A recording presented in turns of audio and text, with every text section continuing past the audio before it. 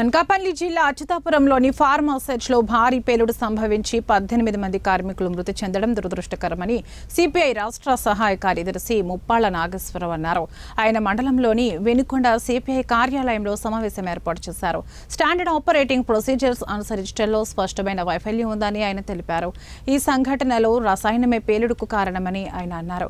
Pharma కంపెనీలో ఆవిరి మేఘాల పేలుడు వల్ల అగ్ని ప్రమాదం సంభవించిందని, సరైన ఎస్ఓపీలు పాటించలేదని స్పష్టమవుతోందని, వాటిని పాటిస్తే ఈ సమస్య వచ్చేది కాదన్నారు.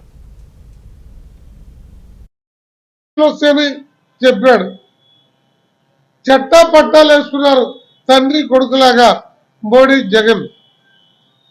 మోడీ కూడా పోయేవాడే.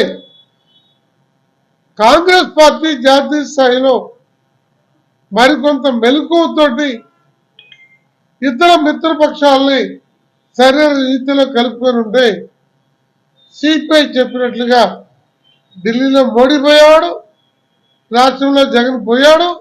ఇవాళ 400 సీట్లు వస్తే అనుకున్న మోడీకి 240 సీట్లకే పరిమితమై రాజ్యాంగాన్ని మారుద్దాం, సెక్యులరిజాన్ని చంపేద్దాం, పార్లమెంటరీ ప్రజాస్వామ్యాన్ని వదిలేసి అధ్యక్ష తరహా వ్యవస్థ పెడదామనుకున్నటువంటి మోడీ ఆటలు సాగకుండా ఇవాళ చెక్ పెట్టి ఒక బలమైన ప్రతిపక్షాన్ని పార్లమెంట్లో ప్రజలు ఉంచారు.